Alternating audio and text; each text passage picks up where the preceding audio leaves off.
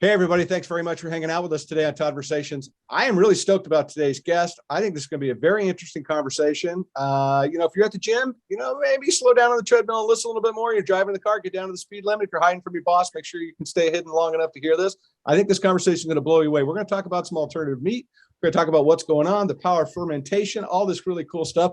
So let's introduce my guest today. He's an author of the book called Clean Meat. He's a podcast host. He's a CEO and co-founder of the Better Meat Co. Please give it up for my friend, Paul Shapiro. Welcome, brother.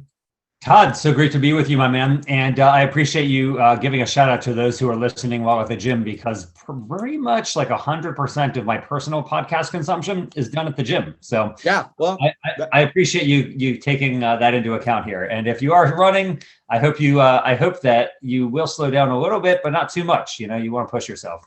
I'm pushing, I agree, but I have a hunch when we start this conversation, people go like, what in the heck? What? Wait, whoa. That's what I'm looking forward to, because I'm fascinated by what you guys are doing. Maybe they'll be so excited by it that they'll want to speed up on the treadmill. Who knows? God love them if they do. You know what? I love that approach, brother. The positivity approach. I'm all about it. I'm with you. So let's get this thing started, because I'm excited to learn more. I'm really fascinated about my guests when I have them on here. I do a lot of deep dive. I really get myself up to speed. And you're actually one of the guests where it's like, all right, I got what I got, but you're going to teach me up a little bit today too, because I think it's just such a fascinating topic. So I'm like a third grader out here with wide eyes right now, getting ready to learn something. But before we get going, let's give everybody a little bit of a chance to just kind of get to know who you are. If you wouldn't mind, just throw out a little bio on who you are and what your journey is to hanging out with me today. Sure, Todd. So as you very generously pointed out, I wrote a book called Clean Meat, How Growing Meat Without Animals Will Revolutionize Dinner and the World.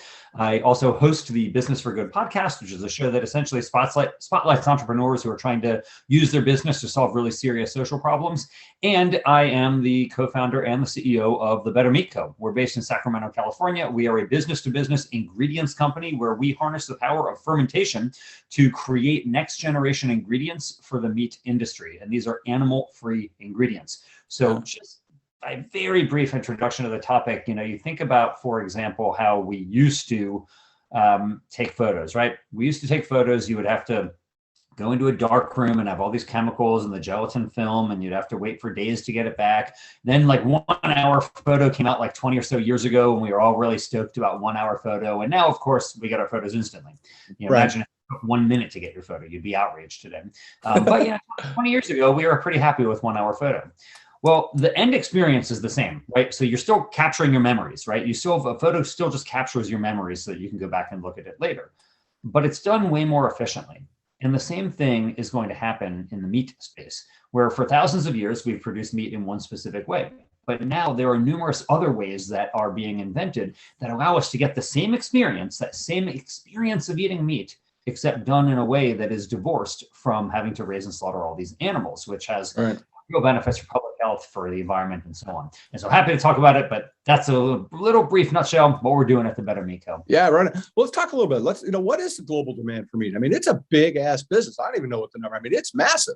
Oh yeah, for sure. So you're talking about globally over $800 billion for the meat industry. That excludes seafood. So you're talking about just an absolutely enormous industry, and demand is going up. Demand is going up. It's not just going up because the number of people on the planet is going up. It's also on a per person basis, meat demand continues to rise. So in China, in India, in Brazil, in Mexico, and all the places where it's going to matter the most in the future, meat demand is going up, not down. The problem is that meat is just really resource intensive to produce. It takes a lot of land, a lot of water, a lot of greenhouse gas emissions, and more. And so the question is how are we going to produce all this meat for these incoming billions of people? We have 8 billion of us today. There's probably going to be about 10 billion of us by 2050. We don't have another planet to farm. We're not going to be farming the moon or Mars. We have one planet to farm. And so just in the same way that if you think about drip irrigation, it enabled us to produce more with less, right? Drip irrigation enables us to produce more produce with less water. We need the equivalent for meat of drip irrigation, where we can produce more meat with fewer animals. And the way to do that is not to, let's say, make animals get bigger or grow faster. Those are only marginal improvements to the efficiency of the system. Right. The way to do it is simply to go into different kingdoms, not to go into the animal kingdom, but to go into the microbial kingdom, like with microbial fungi. It's to go into the plant kingdom and take plants like yellow peas and turn them into things that look and taste like meat. And so that is the future, that will still have a meat experience. Like, I walk into this room, I flip on the light switch. Nobody is thinking to themselves, oh, like, is this coming from wind or solar? They're not thinking the light is coming from coal or oil or wind or solar. Like, they just want light, right? They want an illuminated room. And similarly, when most people eat meat, they're not thinking, I'm so glad an animal was slaughtered for this. Like, they don't think about it at all. They're just, if they do think about it, they might even prefer an animal not be a part of the equation. Who knows? But nobody really cares that much. And so if we can create the same experience that tastes just as good, is even healthier, and is cost competitive, I think a lot of people will be very happy to switch over to these new generations of meat. Oh, I think you're right. And I think when we get into it a little bit more, we're going to dive in deeper to the process and what you guys do, because again, I find it incredibly fascinating. But I think about, you touched on a little bit, you think about the impact, the environment, health, water supply, arable land, right? All of which are issues that affect every person on this planet that we call a community in one way or another. And we've got to make changes all the way around through all of our supply chain. Otherwise, to your point, where are we going to be in 2050 with 9.8 billion is the number they're throwing out? That's a lot of people coming. And who knows if the aliens are coming? Shit, that could be a whole lot of other people we don't even know about. We don't even know what the hell they eat. So who knows? Right. Yeah. But it would be pretty riveting if the aliens could survive on earthly food. I don't know. Did you see District 9, Todd, the movie? No. Maybe. I don't know. Probably on an airplane. I've seen every movie. I don't remember them anymore. Yeah. So in District 9, which is, I really recommend the movie. It's great. But oddly, these aliens who get struck out on Earth, like, the only thing that they can eat is cat food. And so there's like this big demand among the alien community for cat food. And, I don't know what evolutionary conditions there were on their planet that led them to be able to digest cat food. That seems a pretty unique circumstance. But who knows? If we have aliens coming, I can't wait to see what they eat. I would be thrilled. But I have a feeling that if anybody makes it here, they're probably not going to be biological anymore. It's probably going to be like AI that, the aliens. Yeah, exactly. They might just be subsisting on electrons only. Who knows? Well, the simulator gets revealed at that point, right? This massive Pong game we're playing right now is going to be, the curtain comes back. There's no doubt. But you're solving big problems, and I want to get into some of that. And I know it's going to get incorporated in what we're talking about. But let's get everybody just up to speed. What the better meat coat is, right? Sure. If you wouldn't mind. Thanks for joining the Todd-versation. And now, a word from our sponsor.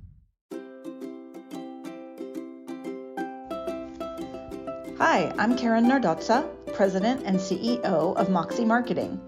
On behalf of all the Moxers worldwide, thanks for listening to Todd-versations and Todd Bits. At Moxie, we're known for strategic marketing and PR, unique branding and packaging, award-winning web and graphic design, and trade show experiences that generate results. Whether you're selling B2B or B2C, a farmer, processor, commodity board, retailer, food service, or somewhere else on the supply chain, we make it easier to grow your brand and your business. From avocados to zucchini and petunias to protein, we help you tell your story, stand out, and achieve your goals. Get Moxie, and together we'll celebrate your success.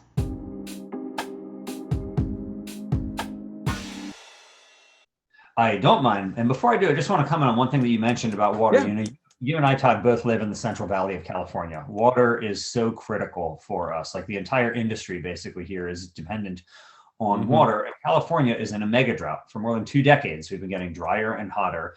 And chances are that's not going to change. We're going to have less and less water as the years go on.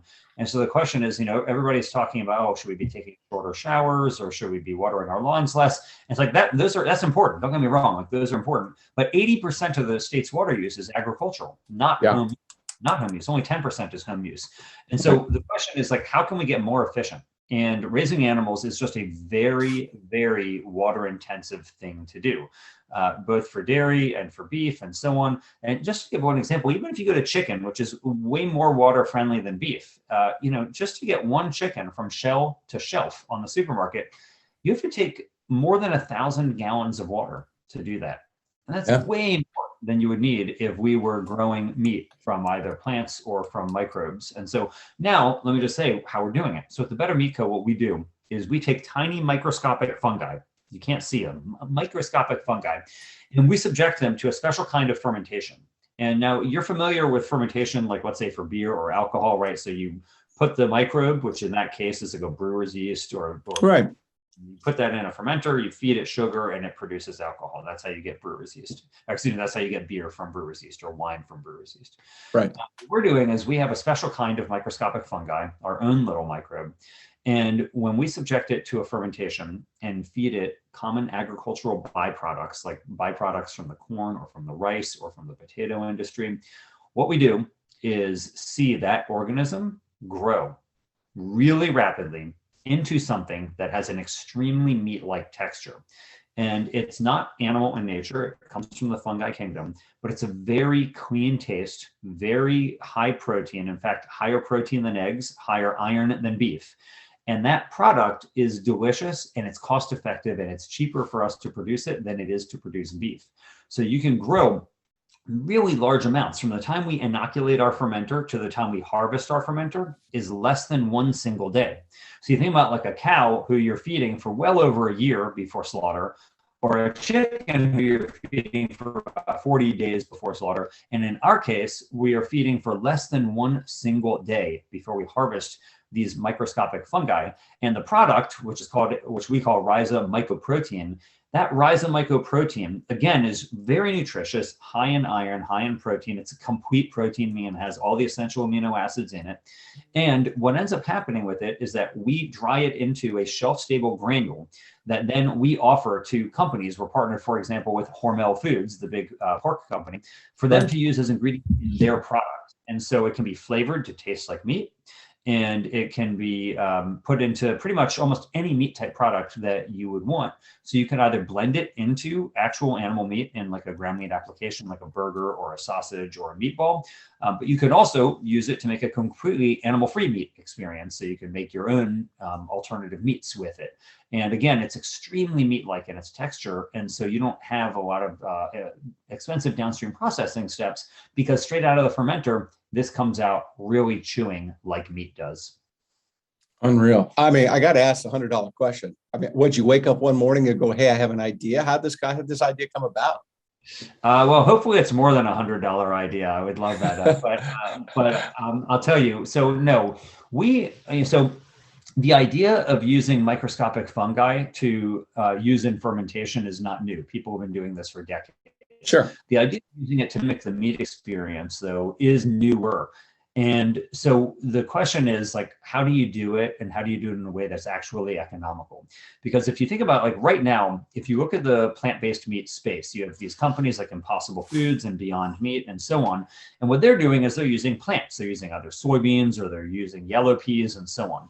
The problem is that, and don't get me wrong, like, I think those are good products. I'm hoping for those companies' success. At the same time, you're not using the whole pea. You're not using the whole soybean. You're using a tiny little fraction of it. So, right. A yellow pea is like 20% protein. So what they have to do is strip out the fiber, strip out the fat, concentrate it down into like a pea protein powder. But that powder, while high in protein, still is not textured like animal meat. And so you need to then engage in all these texturization steps, which are pretty costly to do. And so this is why, for example, a Beyond Burger is more expensive than a conventional burger, even though peas are cheaper than beef, and peas are the main source of their product. They're not using whole peas, they're using a tiny little fraction. So the question is, can you make a product that uses the whole plant as opposed to just a tiny little fraction? With plants, it's pretty difficult. But when you get into the fungi kingdom, actually you can. And so what we did for years at the Better Meat Co. was test hundreds of strains of what's called mycelium. Mycelium is the root-like structure of fungi. So don't think about a mushroom, think about the roots under the ground. We tested hundreds of these strains to see really which ones grew the fastest, which ones accumulated the most amount of protein, and which ones had the most meat-like texture. So just in the same way that different plants have different characteristics, like corn and wheat and pea, they all have different characteristics, even though they're all plants. Simply because these are all fungi species doesn't mean they're going to have the same characteristics. So we tested all of these strains in order to figure out which one would be our best workhorse, the workhorse that would grow the fastest, accumulate the most protein, and have the most meat-like texture. From there, we started scaling the process up, and we built a mycelium biomass fermentation facility in Sacramento. Todd, I hope you'll come visit us sometime. I'm coming. But you walk in and it looks like a beer brewery. We have fermenters that go 3 stories into the air, and it looks like a beer brewery, but we're not brewing beer, we're brewing meat. And it is a way more sustainable, way more efficient, way healthier way to produce the meat experience than the way that we do it today with animals. Unreal. And you replicate, right? I mean, you replicate beef, you can do fish, you can do pork, you can do crab, you can do chicken. How the hell are you doing that? Come on, you got to tell me. Give me the secret. There's got to be some secret there. Come on, lay it on. Well, the secret is in the fermentation, to be honest with you. But the reality is that we are a B2B ingredients company. So we offer our mycoprotein to food companies for them to make those products. But yes, we do show what they can do with it. And so if you come to the Better Meat Co. in Sacramento, you can try some mycoprotein bacon, some mycoprotein chicken nuggets, some mycoprotein burgers, and more. And so we just want to show what you can do with our ingredient. See, most companies are accustomed to working with animal meat, and they're accustomed to working with plants. They're less accustomed to working with mycelium, and again, the root-like structure of fungi. And so we have a chef and food scientists and so on who have created great formulas for our customers to be able to show them, this is how magical this ingredient is, and here's what you can do with it. That's unreal. So from a flavor standpoint, so how do you derive the different flavors? Sure. So out of the rhiza. The rhiza mycoprotein itself is pretty neutral in its flavor. I was going to assume that. Yeah. Yeah, it's chewy like meat, but it's not really flavored like anything. And so that creates a very versatile palette upon which the user, the food company, can create their own flavors. And so we use a variety of yeast extracts in order to impart different types of flavor, whether it's crab, chicken, fish, etc. And so the substrate is the same. It's just the rhiza mycoprotein. And then the flavor really comes mainly from yeast extracts. Right. Okay, cool. And I want to make sure that, I don't want to leave it off the table. I want to make sure we touch it so everybody's up to speed. Because again, I go back to that. All right, let's get I don't mean it. Hey, people listening, don't get pissed, but let's get it down to a 3rd grade level. Explain fermentation just a little bit deeper for folks so they understand, because, it's like it's beer, but it's not beer. And it's not really, mycelium, it's not a mushroom, right? It doesn't look like a mushroom, doesn't taste like a mushroom. It's not a mushroom. It's, it's actually the part of the mushroom that communicates to Mother Earth in a lot of ways. If those want to go a little bit deeper about what actually the roots are of a mushroom are, read up about that. It'll fascinate you. But talk a little bit about fermentation, and I got another 900,000 questions behind that one. Okay, so the very first food processing technology that humanity invented was fire. The second was fermentation. And so fermentation basically is a process in which you convert something into something else. So your microbes, the microorganism that you're utilizing in the fermentation, oftentimes can act like a factory. And so think about it like this. Like, let's say you have baker's yeast, which is a specific type of Saccharomyces microorganism. You have baker's yeast, and you feed it sugar, which is in the wheat that it's consuming. So you have sugar there, and it produces the CO2, the carbon dioxide that makes your bread rise. This is why if you don't have baker's yeast, your bread will not rise. Right. And so you see those bubbles in there. That's created through a fermentation process. That is fermenting, where basically you're feeding a microbe, and that microbe is producing something that you want. It's kind of like feeding a chicken and you get an egg, or feeding a cow and you get milk, except way more efficiently, because you're dealing with microscopic organisms. And so in the case of so then in beer, you have a different organism. So instead of, feeding it sugar and getting CO2, you feed it sugar and you get alcohol, right? Right. And different organisms are used for wine or for beer. But the point is, these are all kind of like, imagine little tiny microscopic animals, and you're feeding them something to get something else. That's the process of fermentation. It's really a magical process. What we at the Better Meat Co. do, though, is we don't use the microorganisms as a factory to produce something else. We're not feeding a chicken to get the egg. We're feeding the microbe to get the microbe. So we're more like feeding a chicken for the chicken meat. And so what we do is we feed our microorganism, again, this microscopic mycelium, and it grows. And once it's done growing, which is about 20 hours later, we harvest it and we eat it. and it's delicious, it's safe, Yeah. nutritious, and it's extremely light footprint on the planet. Very little land, very little water compared to raising animals for food. Yeah, let's talk about what you're throwing, because you talk about potato byproduct and agricultural byproduct. So let's just use potatoes. Are you using like a number 2 potato? Are you using cull potatoes? Are you using the plant from the potato? Talk a little bit about what you're throwing in there to blend up. Sure. So the feedstock for our fermentation, I was talking about fermentations before, which is basically just sugar. Well, Right. There's sugar in a lot of things, right? There's sugar in potatoes, there's sugar Lots of it. sugar in rice. And so what we do is we work with large agricultural producers who provide us with their byproducts that are not going to be used for much of anything useful or for anything that valuable. And we upcycle them by feeding them to our microorganisms, who then convert them into what's called biomass, which is basically a fancy way of just saying their meat, basically. And so what we do is we're partnered with a variety of players in the ag industry who have all these byproducts that are very low value to them. And what we do is we convert them into something that's high value. And so our microbes don't care where they're getting their sugar from. We don't have to, go out and buy high quality or high value products. We can use these low value byproducts, feed it to them, and they're quite happy to grow on it. And that's the process by which we are making this so cost effectively, is because it just is not that expensive to do. Now, there's a capital cost to it in terms of the equipment, like Sure. steel to buy the fermenters, and honestly, the intellectual labor that you need. Like, this is not a simple process. It's not fermentation like making kimchi here, although that's quite an art as well. But it's not like making kimchi. Like, you're using, if you went, let's say, in our area, Todd, you probably passed the Budweiser facility where they have those huge fermenters outside. Right. You walk in there, I mean, it's like a laboratory, right? You got PhD microbiologists walking around in white lab coats, and you have like people who are highly trained at keeping those fermentations going in the optimal conditions. And the same is so with us. We have, PhD microbiologists who work to make sure that our fermentations are going well. So it's expensive in terms of capital expenditures to create the fermentation system, and your labor force is has to be a highly trained labor force. It's not you can hire people at minimum wage to do this.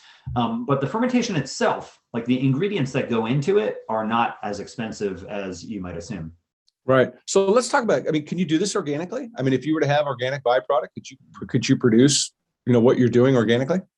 Yes. So in the fermentation world, like you think about other fermented products like kombucha as an example, like you can have an organic kombucha because your feedstock will be organic. You could do that. We are not doing that.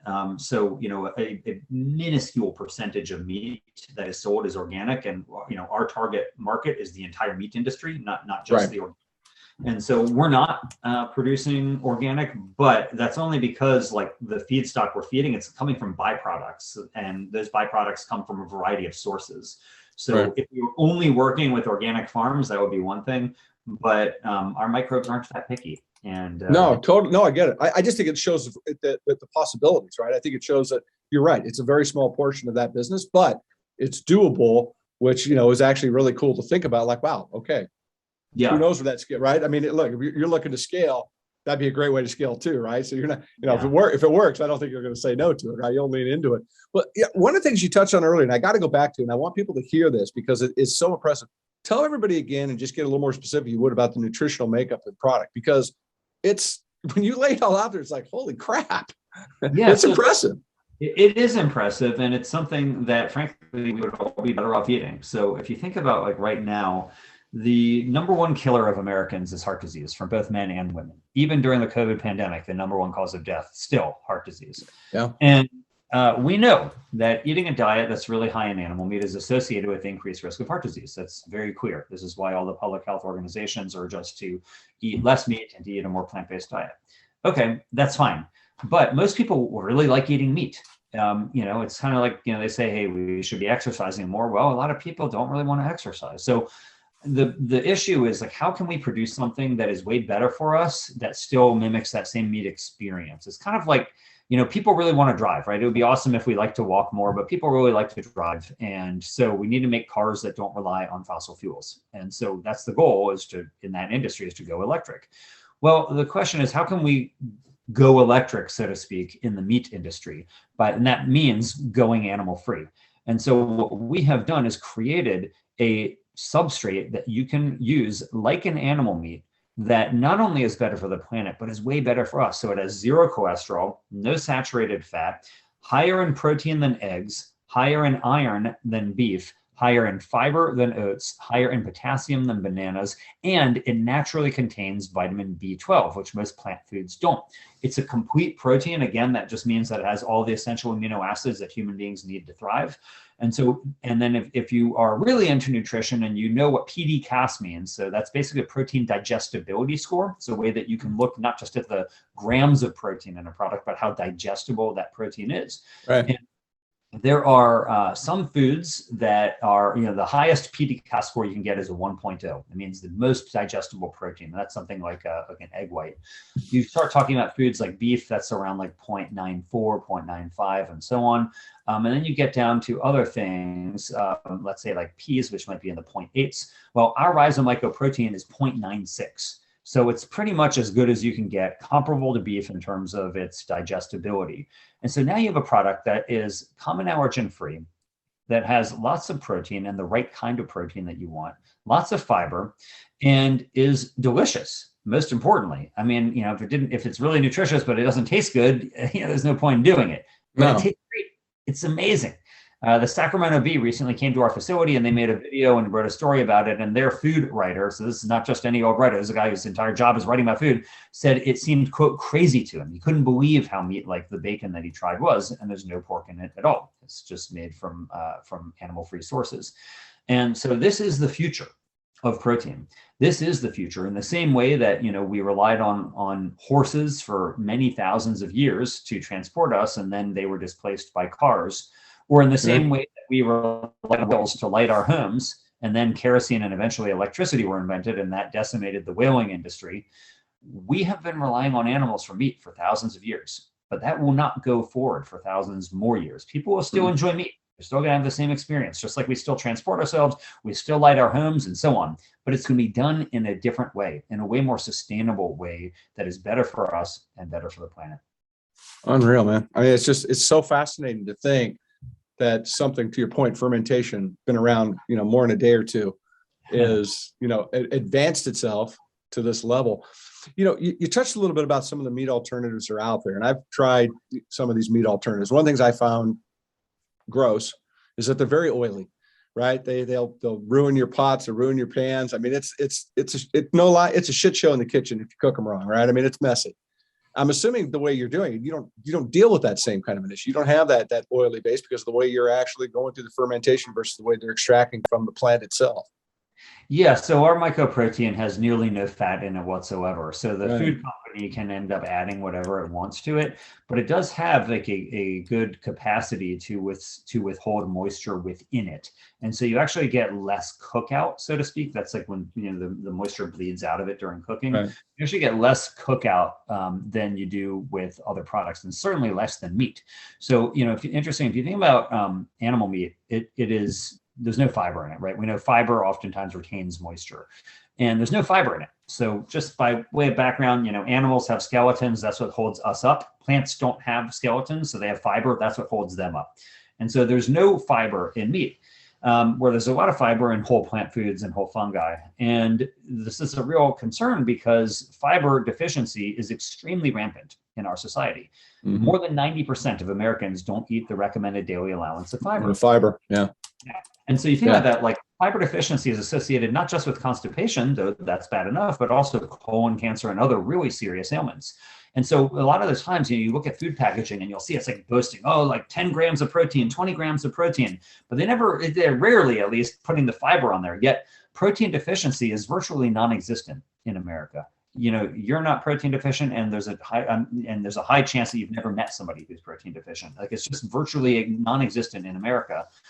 Whereas fiber deficiency is rampant. Most likely every person we know is fiber deficient. And so the question is, how can we, if people really want to eat meat, which has no fiber, and they're less likely to eat plants, which has more fiber, what if we took an ingredient like mycoprotein, like our rhiza mycoprotein from the Better Meat Co., and put it in meat? So you could have, let's say, a blended nugget or a blended meatball. So you get the protein that you want, but you get the fiber that you need. And that's one of the reasons I'm so enthusiastic about rhiza mycoprotein, is that it can be used not just to create totally animal-free meat experiences like the products that you were just talking about, Todd, but also hybrid experiences where you take the best of both worlds and you can have a combination of both animal meat and our mycoprotein so that you get this product that is really delicious and it's got everything you want. Unreal, dude. That's why I'm stoked to do this show, because this is just so super cool. Interesting though to me, and I want to kind of touch on this a little bit. I mean, you're kind of your own thing. It's kind of uncharted waters. You're blazing a trail out there today, which is incredibly impressive. But how do you label this? How does this go on a package? How do consumers know that it's there? Because it is kind of uncharted. So how do you overcome that? Thanks for joining the Todd-versation. And now, a word from our sponsor. Hi, I'm Karen Nardotza, President and CEO of Moxie Marketing. On behalf of all the Moxers worldwide, thanks for listening to Todd-versations and Todd Bits. At Moxie, we're known for strategic marketing and PR, unique branding and packaging, award-winning web and graphic design, and trade show experiences that generate results. Whether you're selling B2B or B2C, a farmer, processor, commodity board, retailer, food service, or somewhere else on the supply chain, we make it easier to grow your brand and your business. From avocados to zucchini and petunias to protein, we help you tell your story, stand out, and achieve your goals. Get Moxie, and together we'll celebrate your success.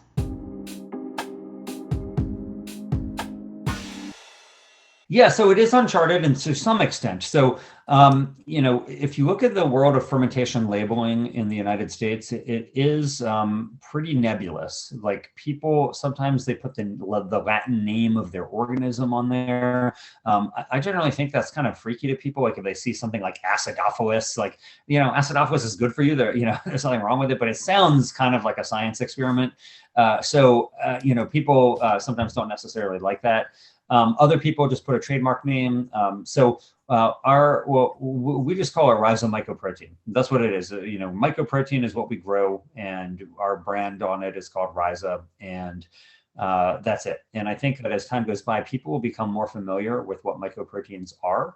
Right now, people are accustomed to protein coming from the animal or the plant kingdom, so they know about meat, they know about like pea protein or soy protein or whatever. But eventually, we're going to be consuming more and more protein coming from fungi. And fungi are not plants. They are a separate kingdom altogether. And so I think more and more, and myco, M-Y-C-O, is basically just means fungi. So the more we talk about mycoproteins, the more accustomed I think people will be to not only knowing what they are, but actually enjoying them and seeking them out. Right. And rhiza, if I'm not mistaken, that's root, isn't it? Yes, yeah, it is exactly. In Greek, it's root. Yeah, I went to class every once in a while. Nice. Well, tell me a little bit. It's so fascinating to think about what you guys are doing, and you're just getting going. You're just you're kicking in some doors. You're getting a lot of people going, "Wow!" There's no two ways about that. And we just had a conversation before we started the broadcast about somebody that just that I know that went, "Wow!" Just like, this is amazing. So tell me a little bit about your partnership that you've got with Hormel, what you guys are doing, and Purdue as well, what you guys are doing, and where that's going, and really, actually, another question I'll throw on top of it is like, what are they thinking? I mean, obviously, these guys, everybody, what are they thinking about it? Because they've got to be going, holy crap, this is really cool. Yeah, I hope so. I don't want to put words in their mouth, but so Purdue. Well, I did, so screw it. Just keep going. Todd, you put words in their mouth. That's good. That's good. So Purdue has a product. It's called Purdue Chicken Plus. It's a hybrid product that's 50% chicken, 50% plant-based. So it's got all the protein that a conventional chicken nugget has, but way more fiber, less saturated fat, less cholesterol. And it's very good. People really love it. Food Network named it the best tasting frozen chicken nugget in America. And so you think about that. The best tasting frozen chicken nugget in America is only 50% chicken. And you can't tell the difference. Kids eat it, they look at it, they can't tell the difference by sight or by taste. Mm-hmm. And so these products are now the Purdue Chicken Plus products, which contain better meat ingredients as part of that plant base, it's now in over 7,000 supermarkets throughout the country, including Walmart. So it's a product that's doing quite well. Our partnership with Hormel is a joint development agreement. So we are partnered with Hormel to scale up the mycelium production and do product development together to make all types of really cool products out of our rhiza mycoprotein. And so we are limited. Like in Sacramento, we've built this fermentation facility that I mentioned, but we can only produce so much. I mean, this is really a demonstration scale facility. Yes, the fermenters go up a few stories, but in order to produce millions of pounds, which is what we really need to be doing, we need fermenters that are dramatically bigger, like fermenters that are like the size of office buildings. And we're not there yet. So the Better Meat Co. is still a small company. We only have 20 full-time employees, but we're a small company that's doing big things. And our next, we're recording this in June of 2022, and our next step is to go out and raise a financing round to get the capital we need to build a full-scale commercial fermentation operation where we can be producing tens of millions of pounds of the mycoprotein so that big meat companies can utilize it in their products nationwide. And we want to be partnered with lots of companies, not just one or two. And we just don't have the capacity to produce as much as that would need right now. So that's our next step, is go out, raise some money from the investment community and build a full-scale plant so that we can bring the next generation of protein into the present. Well, I'll go out on a limb, and knowing what I know and talking to the VC guys that I talk to and around, I don't think you're going to get a lot of people that are going to give you a hard time about what you're doing, not want to step up and help and get a part of this, because to your point, it is a change that's coming, and it's a positive change that's coming. And the fact that you can do alternative things and you can address, the organic industry, you can get, kind of come that whole 360 approach about what's going on. That carries a lot of weight, right? You're going to bring a lot of people to the party. Yeah, and I don't expect you to have too many problems. When you peel the sheets back a little bit, everybody gets a little peek of what you guys are doing. They're going to be like, "Holy shit, I'm in. Count me in." Well, we would like to get them in. We want to get this party started. We've been doing this for 4 years, and we're looking forward to doing it for decades longer. We want to create the largest mycoprotein ingredients company in the world. Right now, there is no such thing as mycoprotein ingredients company that's making mycelium that can go out and buy. There are other companies that do cool things with fungi, but they're not making mycelium biomass that they're selling as like a meat alternative. And we want to be the first, and we want to be the biggest. In the same way that you go to Cargill and you can get a whole variety of ingredients, you can get soy protein or pea protein or wheat protein or chickpea protein or whatever you get from Cargill. We want folks to come to the Better Meat Co. and get our wide menu of mycoprotein ingredients that they can use to power their products. Unreal, brother. It's absolutely unreal. I mean, you guys got a great trajectory ahead of you. Do you see yourself, obviously you're up in the sack right now, but I'm imagining that your vision is to pop these things up around ag all around the country and be able to, be a bigger part of, even be more quote unquote local and less carbon footprint, all the other stuff, I would imagine. Yeah, so our headquarters will remain in Sacramento. This is where our demonstration scale plant is. It's where our corporate headquarters will be, but we do not intend to keep our manufacturing here. So we intend more likely to build manufacturing facilities throughout the world, but starting in the Midwest of the United States. And we have some good partnerships there that we're looking forward to scaling up. So we want to, though, see our fermentation facilities go all over, to have them in Asia, to have them in Europe, to have them in Latin America. This is an almost magical technology that can transform low-value agricultural byproducts into high-value meat alternatives. And there's no reason this wouldn't work in these other geographic regions. And when it's an ingredient that can be blended into all types of products, you just know there's a huge market out there for this. Congratulations, man. This is super cool.